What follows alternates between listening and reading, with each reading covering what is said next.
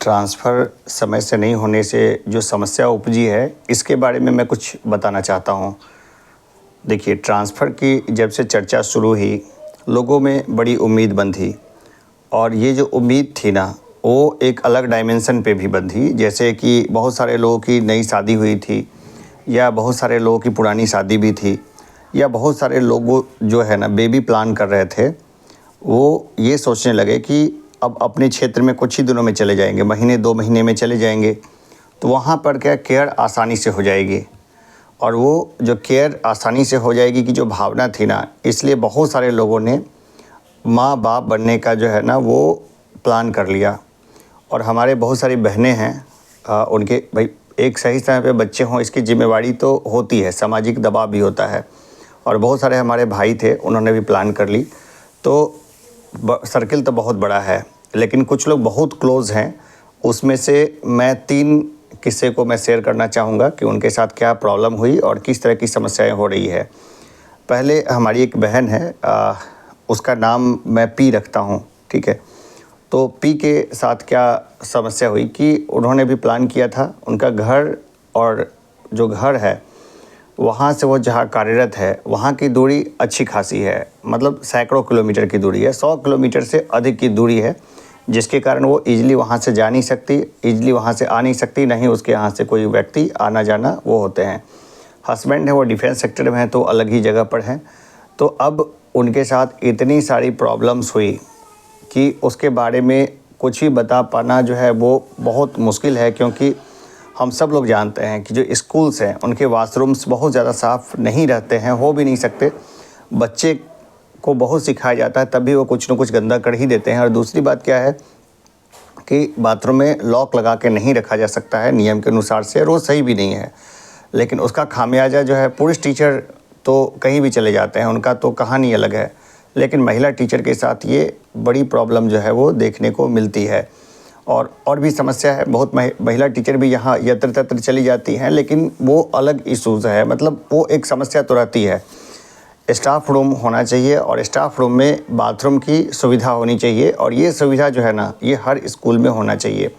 जैसे इससे पहले जहाँ मैं कॉलेज में था, तो वहाँ हम लोग का स्टाफ रूम था, और वहाँ चूँकि बड़े स्टूडेंट्स और बहुत मैच्योर रहते थे, तो वो समस्या नहीं थी। लेकिन स्टाफ रूम में था बाथरूम और वो सब सारी चीज़ें थी। तो ये एक बहुत बड़ी प्रॉब्लम हुई कि लोग अब डिलीवरी के स्टेज में मैडम जा रही हैं, और बहुत सारे लोग हैं उनके साथ तो जो प्रॉब्लम है वो अलग है।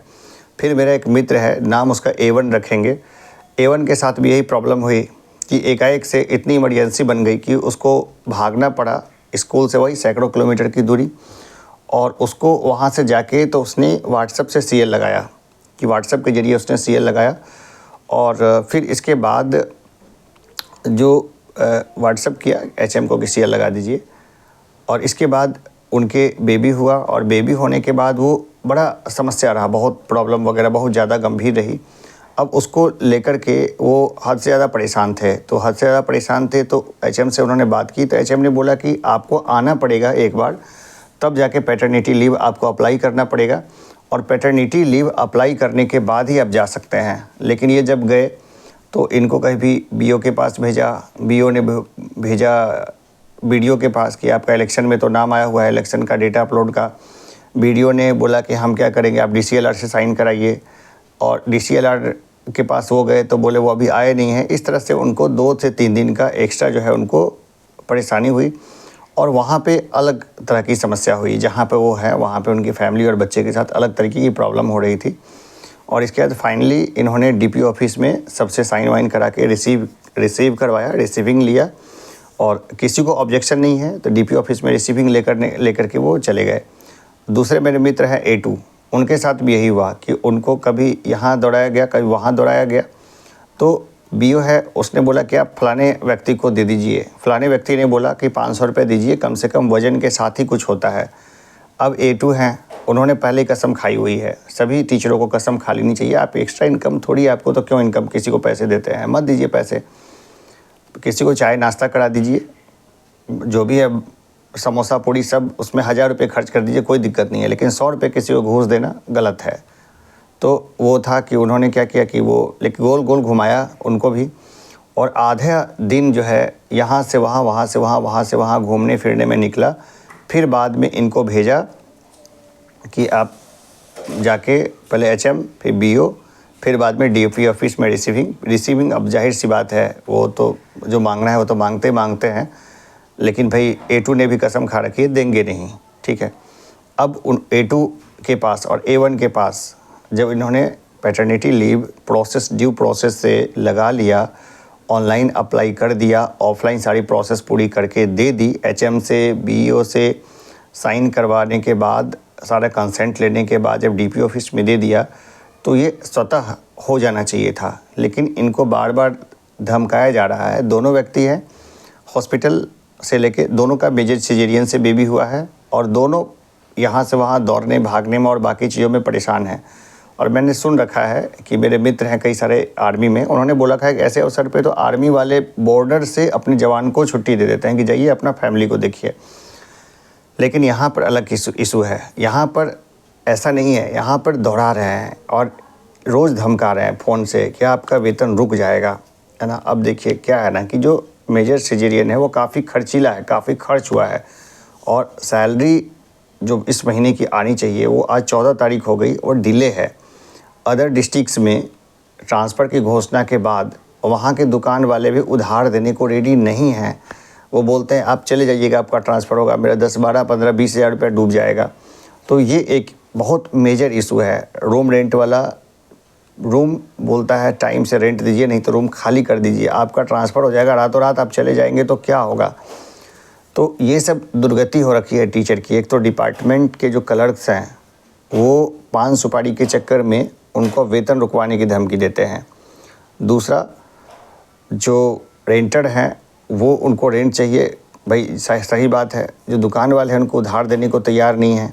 साथ ही वो एक अजीब तरह का फाइनेंशियल क्राइसिस से अभी जूझ रहे हैं, जबकि वो सर्विस में है और लगभग महीने में उनको सैलरी तो आ ही जाती है, लेकिन अभी रिटायरमेंट का फेज बाकी है। और उस समय तक अगर अपने डिस्ट्रिक्ट में अपने घर के पास रहते तो इन सब चीज़ों से छुटकारा मिलता और कम सैलरी में भी वो कम से कम 5, 6, 8 हज़ार रुपये एक्स्ट्रा वो महीने का बचत कर लेते और उस बचत से हो सकता था कि जो रिटायरमेंट है उसके बाद जो बहुत कम पैसा मिलेगा और उस समय बहुत जिम्मेवारियां होगी, उस समय वो शायद अच्छे से सर्वाइव कर लेते। तो ये सब है समस्या। तो ये 3 लोगों की मैंने समस्या उठाई है जो तीनों मानसिक आर्थिक रूप से काफ़ी ज़्यादा परेशान हैं। लेकिन जो शिक्षक समाज है ना, उनका अगर सपोर्ट नहीं हो उनको तो वो सब बहुत परेशान हो जाएंगे।